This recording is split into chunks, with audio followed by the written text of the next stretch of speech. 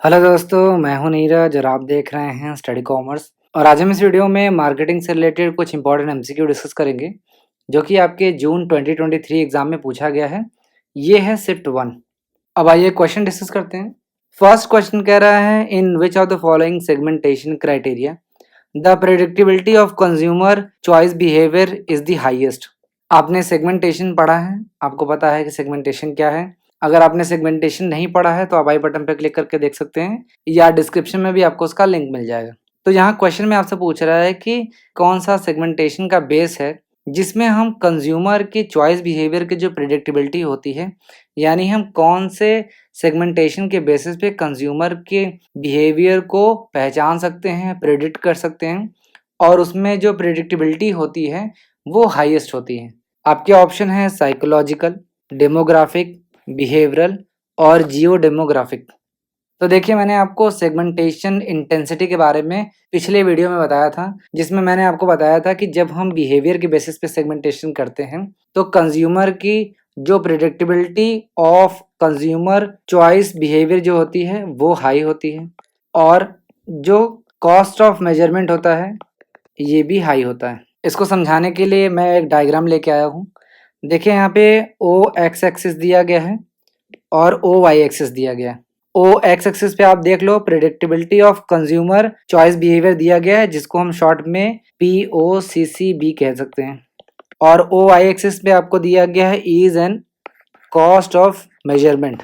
Cost of measurement देखिए यहाँ पे लो दिया गया है और यहाँ पे हाई दिया गया है। तो जब हम बिहेवियरल सेगमेंटेशन की बात करते हैं तो यहाँ पे predictability of consumer choice behaviour high होता है और जो कॉस्ट है ये भी आपका हाई होता है। जब हम डेमोग्राफिक के बेसिस पे सेगमेंटेशन करते हैं तो predictability of consumer choice behaviour ये लो होता है और जो कॉस्ट ऑफ मेजरमेंट है ये भी लो होता है। ये मैंने आपको पिछले वीडियो में ही बताया था और यहीं से क्वेश्चन आपको एग्जाम में पूछ लिया गया दोबारा से। तो वापस से क्वेश्चन में आते हैं। क्वेश्चन पूछ रहा है कि predictability of consumer choice behaviour इसमें हाईएस्ट कब होती है। तो देखिए, हाईएस्ट होती है जब हम बिहेवियर के बेसिस पे सेगमेंटेशन करते हैं तो हाईएस्ट होती है और जब हम डेमोग्राफिक के बेसिस पे सेगमेंटेशन करते हैं तो लोवेस्ट होती है। इस क्वेश्चन में आपको हाईएस्ट पूछ लिया गया है तो करेक्ट आंसर होगा सी, बिहेवियरल। और अगर लोवेस्ट पूछ लेता तो वो आंसर हो जाता डेमोग्राफिक। ये डायग्राम आपको अच्छी तरीके से समझ में आना चाहिए, अदरवाइज आप इस तरीके के क्वेश्चंस को अटेम्प्ट नहीं कर सकते। अब आइए नेक्स्ट क्वेश्चन देखते हैं। आपके सामने दो स्टेटमेंट दे रखा है, दोनों स्टेटमेंट्स को मैं पढ़ देता हूँ। स्टेटमेंट 1 कह रहा है, the only purpose of logistic management is to coordinate activities of moving products from factory to customers. Statement 2 कह रहा है, logistic management is the only responsibility of marketing functions. आपको बताना है कि दिए गए स्टेटमेंट में से कौन सा स्टेटमेंट करेक्ट है। एक बार ऑप्शंस देख लेते हैं। Both statement 1 and statement 2 are correct. Both statement 1 and statement 2 are incorrect. Statement 1 is correct but statement 2 is incorrect. Statement 1 is incorrect but statement 2 is correct. तो एक बार दोनों स्टेटमेंट्स को इवेलुएट कर लेते हैं और सबसे पहले ये जान लेते हैं कि लॉजिस्टिक का क्या मतलब है। देखिए, लॉजिस्टिक का मतलब होता है मूवमेंट एंड स्टोरेज। आपने ये जो लॉजिस्टिक जो वर्ड सुना है ये एक फ्रेंच वर्ड है जो है लॉजिस्टिक, और इसका मतलब होता है मूवमेंट एंड स्टोरेज। मूवमेंट का क्या मतलब है कि ट्रांसपोर्टेशन, आप जो रॉ मटेरियल है या जो आपका इन्वेंट्री है उसको मूव कर रहे हैं ट्रांसपोर्टेशन की मदद से। और दूसरा स्टोरेज, स्टोरेज आप कहाँ करते हो, वेयर हाउस में आप इसको स्टोर करते हो। तो जो लॉजिस्टिक है वो एक स्मॉल पार्ट है ऑफ सप्लाई चेन मैनेजमेंट। एक बार मैं सप्लाई चेन मैनेजमेंट बता देता हूँ आपको। ये देखिए, ये अगर पूरा पार्ट जो है, अगर इसे हम सप्लाई चेन मैनेजमेंट कह रहे हैं तो ये जो छोटा पार्ट होगा इसे हम बोलेंगे लॉजिस्टिक मैनेजमेंट। तो लॉजिस्टिक मैनेजमेंट जो है वो सप्लाई चेन मैनेजमेंट का एक छोटा सा भाग है जिसमें हम जो भी हमारे इन्वेंट्रीज होती हैं और जिसे हम रॉ मटेरियल भी कहते हैं उसको हम एक्वायर करते हैं, स्टोर करते हैं और ट्रांसपोर्ट करते हैं from its origin to its destination. इसे हम लॉजिस्टिक मैनेजमेंट कहते हैं। देखिए, लॉजिस्टिक मैनेजमेंट बहुत बड़ा टॉपिक है। मैं इस 30-40 मिनट के लेक्चर में आपको नहीं समझा सकता क्योंकि यहाँ पे मुझे क्वेश्चंस भी डिस्कस करने हैं। तो मैं अलग से एक लॉजिस्टिक मैनेजमेंट पे और सप्लाई चेन मैनेजमेंट पे एक डिटेल्ड वीडियो लेके आऊँगा, जिसमें आप सारी चीज़ें अच्छी तरीके से समझ लोगे। फिलहाल मैं क्वेश्चन पे आता हूँ। तो स्टेटमेंट 1 कह रहा था कि द ओनली पर्पस, यहाँ देखिए ओनली वर्ड लिखा है, ये ध्यान रखना एग्जाम में जब भी ओनली वर्ड लिखा हो। The only purpose of logistic management is to coordinate activity of moving products from factory to customers. देखिए ये बात तो सही है कि जो लॉजिस्टिक मैनेजमेंट का जो ऑब्जेक्टिव होता है वो एक्टिविटीज़ को कोऑर्डिनेट करने का होता है, लेकिन सिर्फ यही काम नहीं होता लॉजिस्टिक मैनेजमेंट का। लॉजिस्टिक मैनेजमेंट का और भी सारे ऑब्जेक्टिव्स हो सकते हैं या पर्पस हो सकता है, जैसे कॉस्ट को कम करना, प्रॉफिट को मैक्सिमाइज करना, customer satisfaction, sound inventory management या और भी सारे ऑब्जेक्टिव्स हो सकते हैं लॉजिस्टिक मैनेजमेंट के। तो ये ओनली पर्पस नहीं है, तो स्टेटमेंट 1 जो है वो इनकरेक्ट हो जाएगा। स्टेटमेंट 2 देख लेते हैं। Logistic management is the only responsibility of marketing function. देखिए फिर से ओनली वर्ड आया है और फिर से ये जो स्टेटमेंट है वो इनकरेक्ट हो जाएगा, क्योंकि लॉजिस्टिक मैनेजमेंट का जो रिस्पॉन्सिबिलिटी है वो सिर्फ मार्केटिंग फंक्शन के पास नहीं होता है। मार्केटिंग फंक्शन का नहीं सिर्फ रिस्पॉन्सिबिलिटी होता है लॉजिस्टिक मैनेजमेंट का, बल्कि दूसरे जो फंक्शंस हैं उनकी भी रिस्पॉन्सिबिलिटी होती है लॉजिस्टिक मैनेजमेंट की। तो यहाँ पे दोनों स्टेटमेंट जो है वो इनकरेक्ट हो जाएगा। तो सेकंड का करेक्ट आंसर हो जाएगा B. Both statement 1 and statement 2 are incorrect. अब आइए नेक्स्ट क्वेश्चन देखते हैं। Which one of the advertising planning strategy is suitable for cars and appliances. आपके सामने कुछ एडवर्टाइजिंग प्लानिंग स्ट्रेटेजी दिया गया है, जैसे informative strategy, affective strategy, habitual strategy और सेटिस्फैक्शन स्ट्रेटेजी। आपको बताना है कि इनमें से कौन सा एक एडवर्टाइजिंग प्लानिंग स्ट्रेटेजी है जो कार्स और अप्लायंसेस के लिए सुटेबल होगा। तो देखिए यहाँ पे क्वेश्चन आपसे पूछा गया है एडवर्टाइजिंग प्लानिंग स्ट्रैटेजी से, जिसको दिया है रिचर्ड वेग ने। मैं यहाँ पे नाम आप सबके लिए लिख दे रहा हूँ। इन्होंने 1980 में एडवर्टाइजिंग प्लानिंग स्ट्रैटेजी के बारे में बताया था और इसको हम FCB ग्रिड के नाम से भी जानते हैं। FCB क्या है? FCB एक एडवर्टाइजिंग कंपनी है, 1980 के दौरान ये बनाई गई थी और FCB का पूरा नाम है फूड कोन एंड बिल्डिंग। और यहाँ ग्रिड का क्या मतलब है कि 4 आपके पास बॉक्सेस हैं, 4 क्वाड्रेंट हैं, ठीक है। तो 4 तरीके के क्वाड्रेंट दिए गए हैं। मैं यहाँ पे लिख देता हूँ जो कि क्वेश्चन में आपसे पूछा गया था। पहला है इंफॉर्मेटिव, दूसरा है अफेक्टिव, तीसरा क्वाड्रेंट है हैबिचुअल, फोर्थ है सेटिस्फैक्शन। तो यहाँ पे 4 क्वाड्रेंट दिया गया है, इसे हम FCB ग्रिड कहते हैं और ये चारों ग्रिड दिया गया है इंफॉर्मेटिव, अफेक्टिव, हैबिचुअल और सेटिस्फैक्शन। यहीं से क्वेश्चन आपको पूछा गया। अब समझ लो कि ये एडवर्टाइजिंग प्लानिंग स्ट्रेटजी है क्या। देखिए एडवर्टाइजिंग प्लानिंग स्ट्रेटजी जो है वो एक इंटीग्रेटिव अप्रोच है। हमें ये जो स्ट्रेटजी है हमें ये बताता है कि एक कंज्यूमर का बिहेवियर किस तरीके का है और हम उसी तरीके का सुटेबल एडवर्टाइजिंग स्ट्रैटेजी अपनाते हैं। यानी कि ये जो एडवर्टाइजिंग प्लानिंग स्ट्रैटेजी है वो कंज्यूमर के बिहेवियर के हिसाब से अडॉप्ट करता है सुटेबल एडवर्टाइजिंग स्ट्रैटेजी को। जिस तरीके के कंज्यूमर का बिहेवियर होगा उसी तरीके का एक फॉर्म जो है एडवर्टाइजिंग स्ट्रैटेजी को अपनाएगा। इसमें 4 क्वाड्रेंट दिए गए हैं जो कि 4 चीज़ों पे बेस्ड हैं। फर्स्ट है थिंकिंग, सेकंड है फीलिंग, थर्ड है इन्वॉल्वमेंट। अब देखिए मैंने आपको बोला कि ये जो 4 क्वाड्रेंट हैं वो 4 चीज़ों पर बेस्ड हैं, थिंकिंग, फीलिंग और इन्वॉल्वमेंट। तो ये 3 हुआ, लेकिन 4 कैसे होगा, क्योंकि इन्वॉल्वमेंट में ही 2 चीज़ें की इन्वॉल्वमेंट होती है। इन्वॉल्वमेंट लो हो सकता है या फिर इन्वॉल्वमेंट हाई हो सकता है। तो थिंकिंग और फीलिंग 2 हो गया, फिर हाई इन्वॉल्वमेंट और लो इन्वॉल्वमेंट जो है वो हो गया। अब समझो कि ये जो थिंकिंग और फीलिंग है उसको कैसे बताया गया है। तो ये जो मॉडल पूरा आप देख रहे हो ये एक थ्योरी पे बेस्ड है जिसको हम बोलते हैं थ्योरी ऑफ द राइट और लेफ्ट ब्रेन, ठीक है। ये जो थ्योरी है वो थ्योरी ऑफ द राइट और लेफ्ट ब्रेन के बेसिस पे है। जैसे ये आपका ब्रेन है, ठीक है। ब्रेन का 2 हिस्सा होता है, लेफ्ट और राइट, ठीक है। L से डिनोट कर लेते हैं लेफ्ट और राइट को आर से, ठीक है। तो जो हमारा राइट ब्रेन होता है वो इमोशनल एट्रीब्यूट्स को हैंडल करता है, यानी कि फीलिंग्स को, ठीक है। और जो लेफ्ट ब्रेन होता है वो हमारा रैशनल बिहेवियर को हैंडल करता है, यानी किस तरीके से हम सोचते हैं, किस तरीके से हम डिसीजन लेते हैं, बेसिकली थिंकिंग के बारे में ये हैंडल करता है। इसी तरीके से ये जो मॉडल है वो भी थिंकिंग और फीलिंग पे बेस्ड है। तो चारों जो क्वाड्रेंट हैं इसको समझ लेते हैं। पहला है इंफॉर्मेटिव। तो देखिए यहाँ पे दिया गया है कि थिंकिंग हाई होगा और इन्वॉल्वमेंट भी हाई है। जैसे आप क्वाड्रेंट को अगर आप देख के समझना जानते हो तो आप अच्छी तरीके से समझ सकते हो।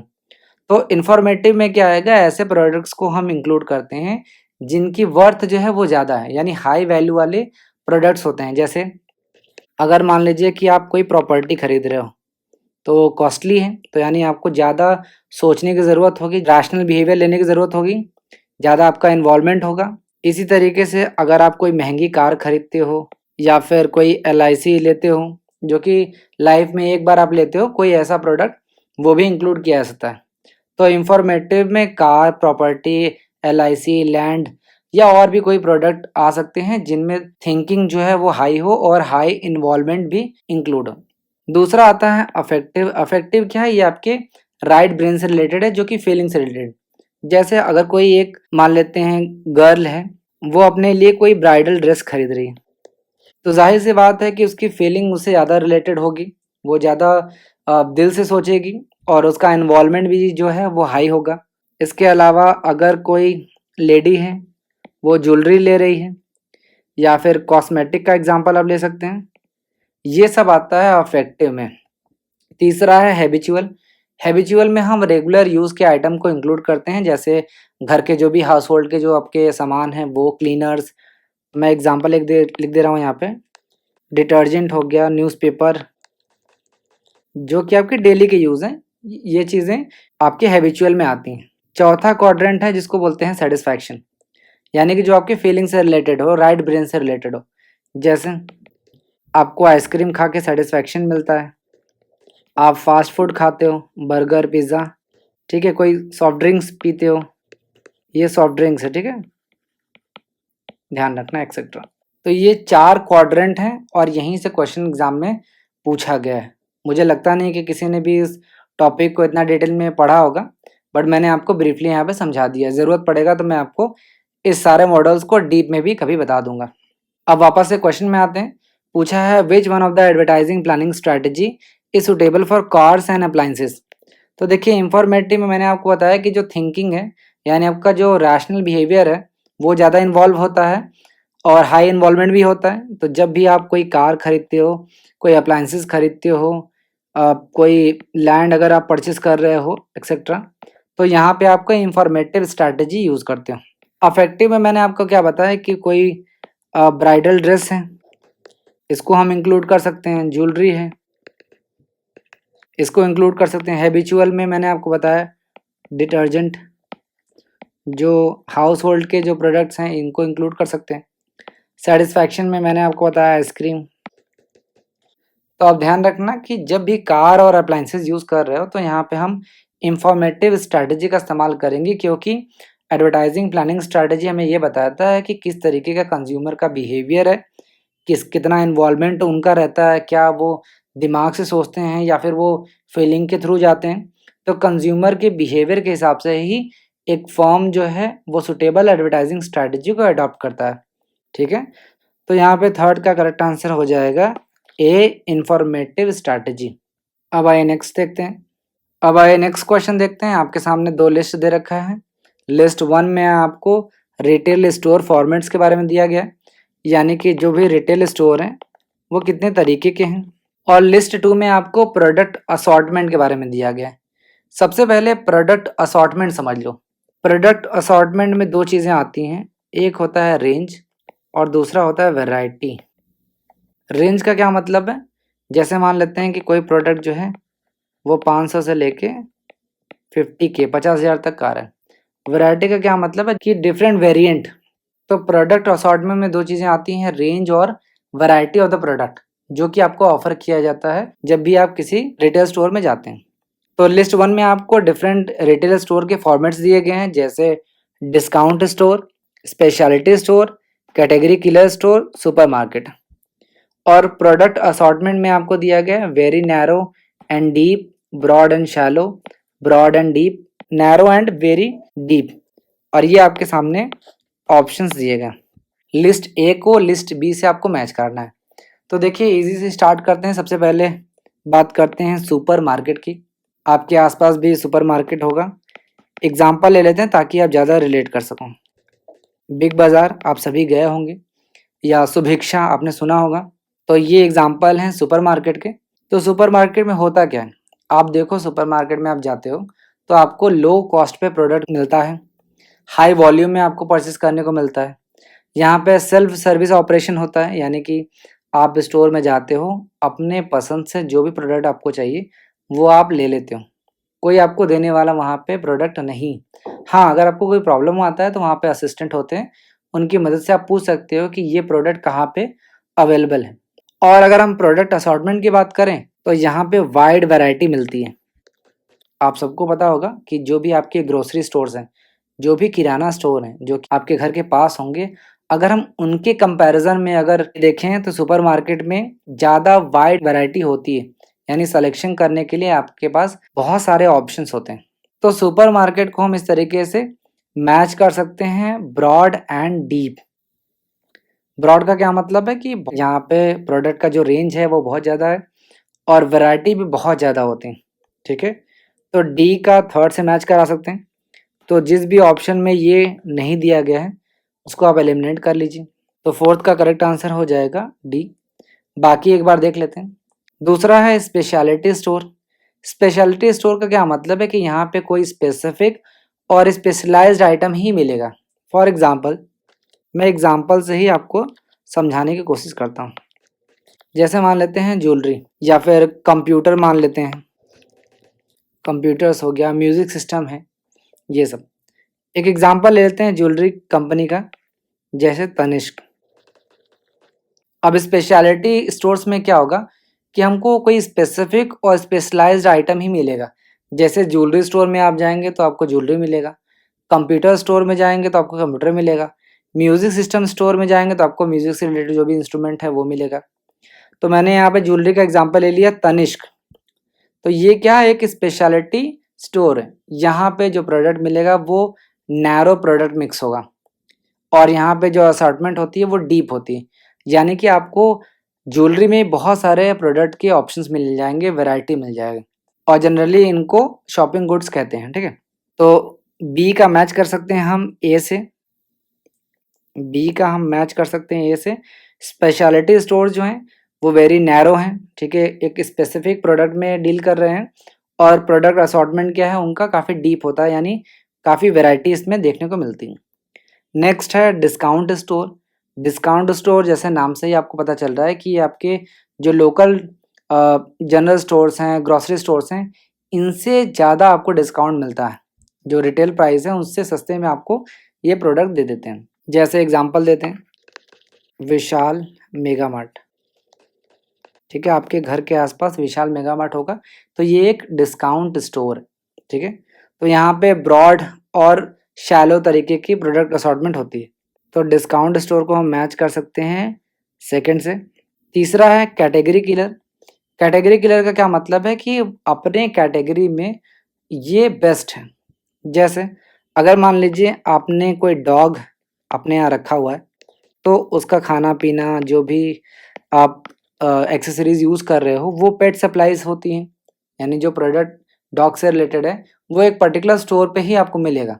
ठीक है, तो उसे हम कैटेगरी स्टोर बोलते हैं। यहाँ पे स्पेशलाइज होता है एक ही तरीके के मर्चेंडाइज में। जैसे कैटेगरी क्लियर में मैंने आपको बताया कि पेट सप्लाईज हो सकता है, ऑफिस सप्लाईज हो सकता है, या इसी तरीके से कुछ और भी सप्लाईज को हम इंक्लूड कर सकते हैं कैटेगरी किलर के अंदर। तो कैटेगरी किलर को हम मैच करा सकते हैं narrow and very deep. Very deep यहाँ पे इम्पॉर्टेंट है। तो इस तरीके से मैंने कोशिश किया है कि आपको दोनों जो रिटेल स्टोर फॉर्मेट्स हैं और प्रोडक्ट असॉर्टमेंट है वो समझा सकूं। तो फोर्थ का करेक्ट आंसर हो जाएगा डी। अब आइए नेक्स्ट क्वेश्चन देखते हैं। The practice of setting price target by the firm and then develop a product that would allow the firm to maximize total profits at that price is called। आपको बताना है कि कौन सा ऐसा प्राइसिंग है जिसमें एक फर्म जो है प्राइस को पहले सेट कर लेता है, उसके बाद वो प्रोडक्ट बनाता है और उसी पे वो प्राइस है, उसी पे वो मैक्सिमम प्रॉफिट अर्न करना चाहता है। आपके ऑप्शन है Prestige pricing, price lining, price matching या फिर वैल्यू प्राइसिंग। एक एक करके सभी को देख लेते हैं। पहला है प्रेस्टीज प्राइसिंग।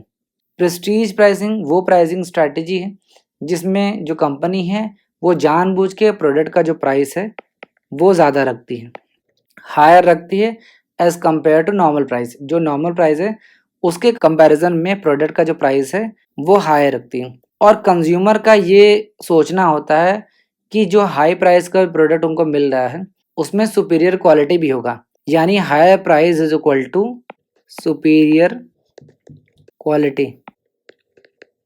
ठीक है, जब कंपनी जानबूझ के प्रोडक्ट का प्राइस है वो ज़्यादा रखती है और बायर जो है वो ये एसोसिएट कर लेता है कि अगर प्रोडक्ट का प्राइस महंगा है तो प्रोडक्ट की क्वालिटी भी बेहतर होगी। जैसे क्लोथिंग के केसेस में हम देखते हैं, अगर हम महंगे प्रोडक्ट परचेस करते हैं और हमें ये लगता है कि प्रोडक्ट भी अच्छा होगा, उसकी क्वालिटी भी अच्छा होगा, तो इसे हम प्रेस्टीज प्राइसिंग कहते हैं। ये अलग अलग जगह देखने को भी मिल सकती है, जैसे एयरलाइंस हो गया, महंगे वॉचेस हैं, डायमंड है, ये सब भी कुछ एग्जांपल हो सकता है प्रेस्टीज प्राइसिंग का। नेक्स्ट है प्राइस मैचिंग। प्राइस मैचिंग का क्या मतलब है कि यहाँ पे सपोज कर लेते हैं दो फॉर्म है, फॉर्म ए और फॉर्म बी। फॉर्म ए जो है वो आईफोन देती है 449 में, ठीक है, कोई भी मॉडल मान लेते हैं आईफोन एक्स। तो फॉर्म ए जो है वो ये बोलती है कि हम इस प्रोडक्ट का प्राइस है 449 इतने दे रहे हैं। अगर कोई और फॉर्म है जो इससे सस्ते में अगर प्रोडक्ट दे देगी तो हम या तो पैसे को रिफंड कर देंगे या फिर उतने ही पैसे में हम आपको वो प्रोडक्ट दे देंगे। फॉर एग्जांपल कोई दूसरी फर्म है जो $400 में ही ये आईफोन दे रही है, तो ये जो पहली वाली फर्म है ये इसको मैच करने की कोशिश करेगी, यानी ये बोलेगी ठीक है हम भी आपको $400 में देंगे, ये $49 जो एक्स्ट्रा आपका बचा है ये आप ले जाइए, ये आपको रिफंड कर दिया जाएगा। तो प्राइस मैचिंग स्ट्रैटेजी क्या है, जिसमें एक फर्म लोवेस्ट प्राइस होने का दावा करती है कि इससे सस्ता आपको कहीं नहीं मिलेगा, इससे सस्ता अगर मिला तो पैसे वापस। ठीक है, ये आपने सुना होगा, तो इसे हम बोलते हैं प्राइस मैचिंग। नेक्स्ट देखते हैं वैल्यू प्राइसिंग। वैल्यू प्राइसिंग का क्या मतलब है कि जो कस्टमर है वो प्रोडक्ट की वैल्यू को कितना आंकता है, कस्टमर किसी प्रोडक्ट की वर्थ के बारे में क्या बोलता है, यही है value pricing. For example consumer का परसेप्शन क्या है। ठीक है, वैल्यू प्राइसिंग जो है वो कंज्यूमर के परसेप्शन पे बेस्ड है। ये ध्यान रखना कि वो कितना परसीव करता है कि एक प्रोडक्ट या सर्विस का प्राइस क्या हो सकता है। फॉर एग्जांपल एक पेंटिंग है, अब पेंटिंग को अलग अलग जो कस्टमर है वो अलग अलग तरीके से परसीव करेंगे। कोई हो सकता है कि पेंटिंग की जो वर्थ है वो ज़्यादा माने, कोई हो सकता है कि प्रोडक्ट का जो वर्थ है, पेंटिंग की जो वर्थ है वो कम माने। ठीक है, तो इसे हम बोलते हैं वैल्यू प्राइसिंग, जो कि बेस्ड है कंज्यूमर्स परसेप्शन पे। आखिरी है प्राइस लाइनिंग।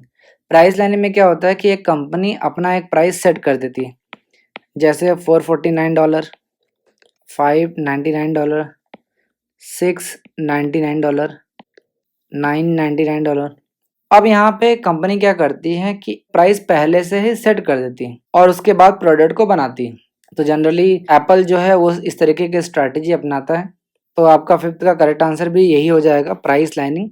इसमें कंपनी प्राइस पहले से सेट कर देती है और उसी के बेसिस पे प्रोडक्ट को डेवलप करती है और उसी पे वो मैक्सिमम प्रॉफिट जो है वो अर्न करने की भी कोशिश करती है। तो फिफ्थ का करेक्ट आंसर हो जाएगा यहाँ पे बी। अब आते हैं नेक्स्ट क्वेश्चन पे। The sales step in which a salesperson learn as much as possible about the prospective customer before making a sales call is known as। आपको बताना है कि जो पर्सनल सेलिंग प्रोसेस होता है उसमें सेल्स स्टेप जो है उसमें एक सेल्स पर्सन जो होता है वो मैक्सिमम लर्न करता है about a prospective customer. Prospective customer का क्या मतलब है, जो फ्यूचर में कस्टमर बनने वाला है उसके बारे में। Before making a sales call, जो सेल है उसको क्लोज करने से पहले वो कस्टमर के बारे में ज़्यादा से ज़्यादा जानने की कोशिश करता है। इसे हम क्या बोलते हैं, क्या इसे हम अप्रोच कहेंगे, क्या इसे हम प्रोस्पेक्टिंग कहेंगे, क्या इसे हम प्री अप्रोच कहेंगे या फिर इसे हम प्रेजेंटेशन कहेंगे? तो वह एक बार स्टेजेस पढ़ लेते हैं पर्सनल सेलिंग प्रोसेस का जो स्टेजेस हैं। यहाँ पे टोटल 6 स्टेप दिए गए हैं। पहला है प्रोस्पेक्टिंग, सेकंड है प्री अप्रोच, थर्ड होता है अप्रोच, फोर्थ होता है प्रेजेंटेशन, फिफ्थ होता है क्लोज और सिक्स होता है फॉलोअप।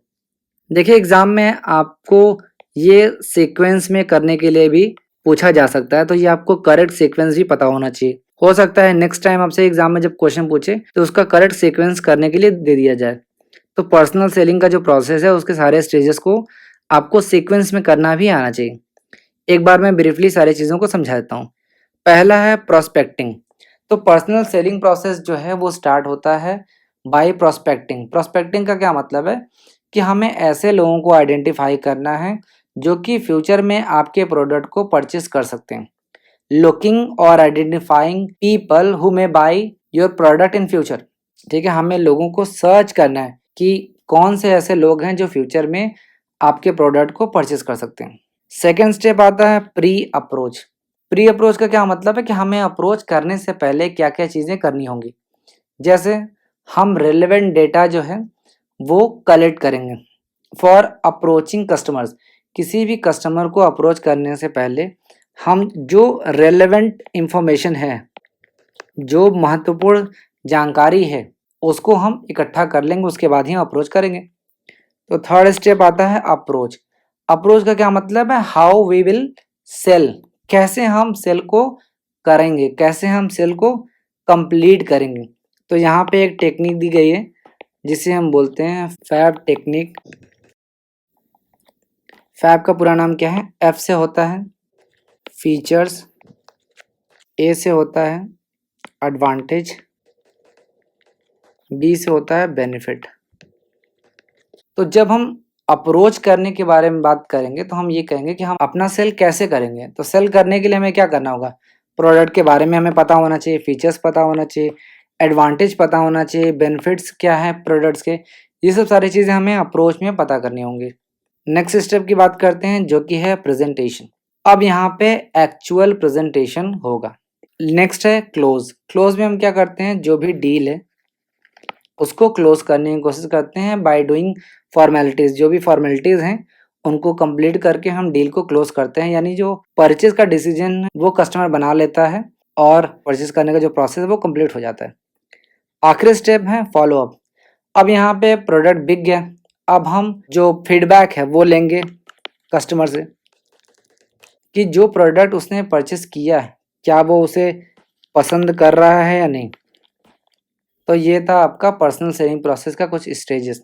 तो वापस से क्वेश्चन पे आते हैं। क्वेश्चन में आपसे पूछ रहा था कि एक सेल्स पर्सन जो है वो प्रोस्पेक्टिव कस्टमर्स के बारे में जितना ज़्यादा हो सके वो समझने की कोशिश करता है बिफोर मेकिंग सेल कॉल। ठीक है, सेल्स कॉल करने से पहले वो सब कुछ जानना चाहता है। तो ये कौन से स्टेज में किया जाता, तो ये किया जाता है प्री अप्रोच। प्री अप्रोच में मैंने आपको बताया कि जो भी रेलेवेंट डिटेल है ये सेल्स पर्सन अपने पास रख लेता है बिफोर अप्रोचिंग कस्टमर्स। ठीक है, तो प्री अप्रोच हो गया। प्रेजेंटेशन में एक्चुअल प्रेजेंटेशन करता है। प्रोस्पेक्टिव में ये देखता है कि कौन से ऐसे लोग हैं जो हमारे प्रोडक्ट को फ्यूचर में परचेज कर सकते हैं। अप्रोच में ये देखता है कि कैसे हम सेल को कंप्लीट कर सकते हैं। इसमें मैंने आपको बताया कि एक टेक्निक है फीचर, एडवांटेज और बेनिफिट्स के बेसिस पे हमें पहले ही पता होना चाहिए। एज अ सेल्स पर्सन हमें पहले से ही पता होना चाहिए कि हमारे प्रोडक्ट की क्या फीचर्स हैं, क्या एडवांटेज हैं और क्या बेनिफिट्स हो सकते हैं। तो 6 का करेक्ट आंसर हो जाएगा सी, प्री अप्रोच। अब आइए नेक्स्ट क्वेश्चन देखते हैं। Which of the following are tools for consumer promotion?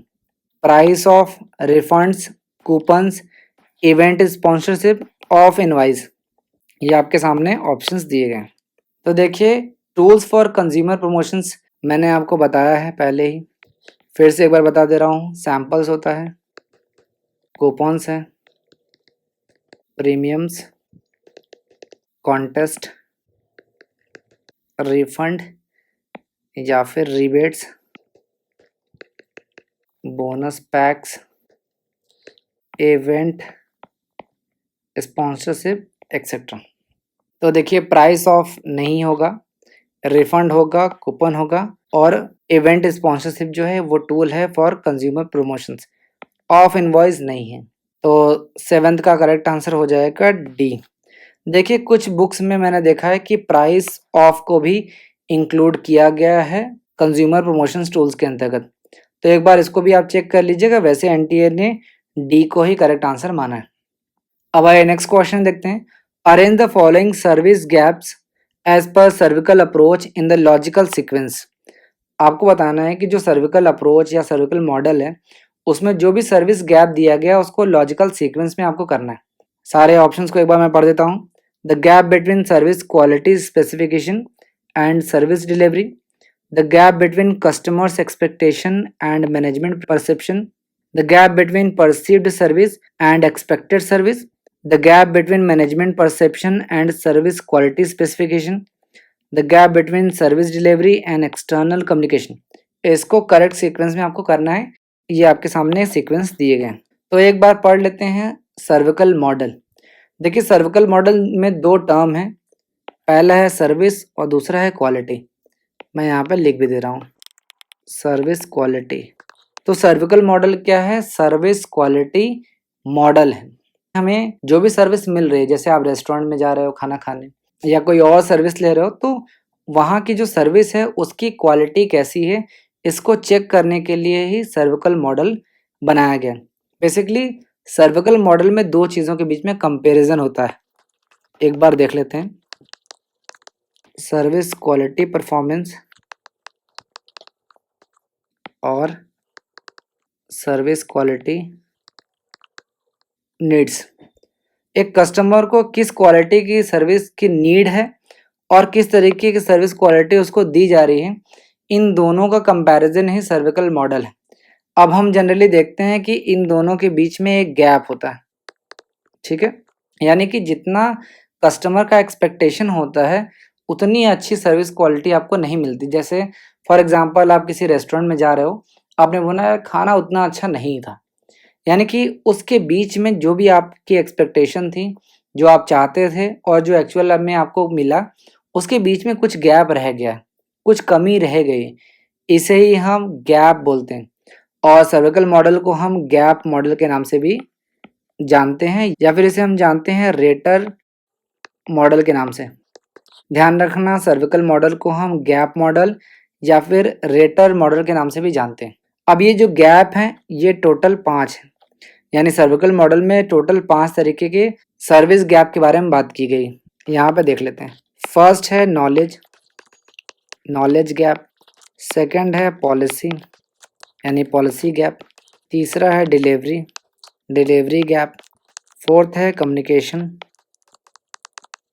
और फिफ्थ और लास्ट है कस्टमर, यानी कस्टमर की एक्सपेक्टेशन और उनको एक्चुअल में मिलता है, इन दोनों के बीच में भी गैप। तो यहीं से क्वेश्चन पूछा गया है और सर्विकल मॉडल में बहुत सारी चीज़ें हैं जो मैं यहाँ पे इतने शॉर्ट टाइम में नहीं बता सकता, तो मैं डायरेक्ट क्वेश्चन में आता हूँ। मैं आपको करेक्ट सीक्वेंस बता देता हूँ। तो देखिए सबसे पहले आता है बी, जो कि है कस्टमर एक्सपेक्टेशन और मैनेजमेंट परसेप्शन।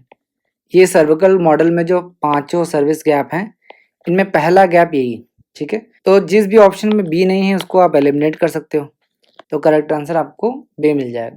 तो एक बार फिर से हम देख लेते हैं। सेकंड आता है management perception and service quality specification.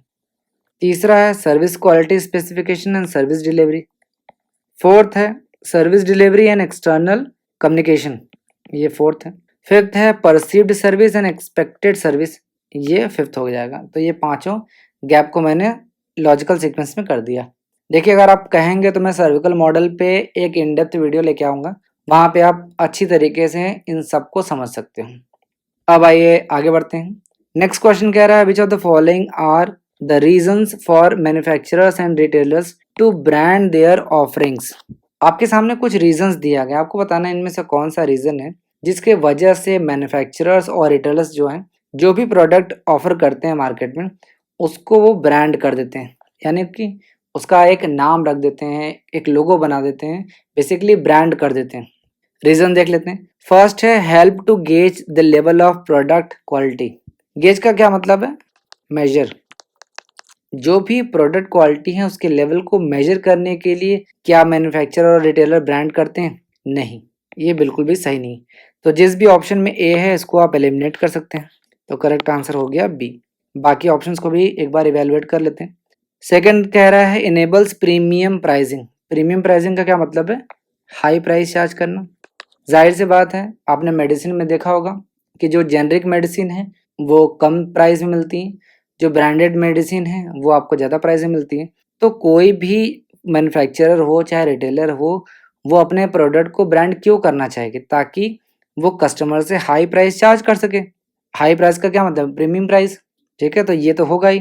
तीसरा दिया है contributes to corporate identity program. ये भी सही है कि जो कॉर्पोरेट आइडेंटिटी प्रोग्राम है उसमें एक कंपनी कंट्रीब्यूट कर सके। बिना ब्रांड के वो कैसे कंट्रीब्यूट करेगा? उसका नाम कहाँ आएगा? ठीक है, तो ये भी इंपॉर्टेंट है। डी कह रहा है inform about the source of a product. ये बिल्कुल नहीं, ये बिल्कुल भी सही नहीं। ई है डेवलप्स कस्टमर लॉयल्टी। ये तो होगा ही। जब आपका ब्रांड है तो लोग जो भी प्रोडक्ट को परचेस कर रहे हैं अगर उनको अच्छा लगेगा तो वो लॉयल होंगे ही। ठीक है, वो आपके ही प्रोडक्ट को बार बार यूज़ करेंगे। तो नाइन्थ का करेक्ट आंसर हो जाएगा बी। अब आइए नेक्स्ट क्वेश्चन देखते हैं। फॉर कस्टमर्स, कस्टमर्स के लिए आपको बताना है which are the areas of ethical and social responsibility concern. आपको बताना है कि एक कस्टमर की नज़र से कौन सा एरिया है जो कि एथिकल और सोशल रिस्पॉन्सिबिलिटी से रिलेटेड है। आपके ऑप्शन है product safety, fair price, fair wages, TQM या फिर प्रॉपर डिस्क्लोजर एंड इंफॉर्मेशन। ये आपके सामने ऑप्शंस दिए गए। तो देखिए लास्ट से स्टार्ट करते हैं, प्रॉपर डिस्क्लोजर्स एंड इंफॉर्मेशन। ये तो होना चाहिए क्योंकि ये सोशल और एथिकल रिस्पॉन्सिबिलिटी होना चाहिए, क्योंकि जो भी कस्टमर्स हैं उन्हें ये पता होना चाहिए ना कि जो भी प्रोडक्ट वो यूज़ कर रहे हैं उसमें क्या क्या चीज़ें मिली हैं, क्या क्या चीज़ें हैं, उन सब का लेखा जोखा उनको पता होना चाहिए। उनका सारा प्रॉपर डिस्क्लोजर और इन्फॉर्मेशन उनको पता होना चाहिए। तो यानी जिस भी ऑप्शन में नहीं है इसको आप एलिमिनेट कर सकते हैं। नेक्स्ट है TQM। TQM का क्या मतलब है? Total quality management. तो इससे यहाँ पे कोई भी मतलब नहीं। तो जिस भी ऑप्शन में डी है इसको आप एलिमिनेट कर सकते हैं। नेक्स्ट है फेयर वेजेस। वेजेस से क्या मतलब है? यहाँ पे एथिकल और सोशल रिस्पॉन्सिबिलिटी की बात हो रही है, तो कोई मतलब ही नहीं। फेयर प्राइस से भी कोई मतलब नहीं।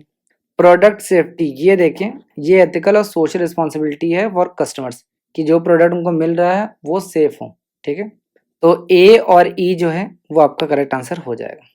अब आइए आज का लास्ट क्वेश्चन देखते हैं। An attacking strategy which involves introducing new products और technologies that rewrite the rule of competition in the market and avoid direct conflict with a rival is known as.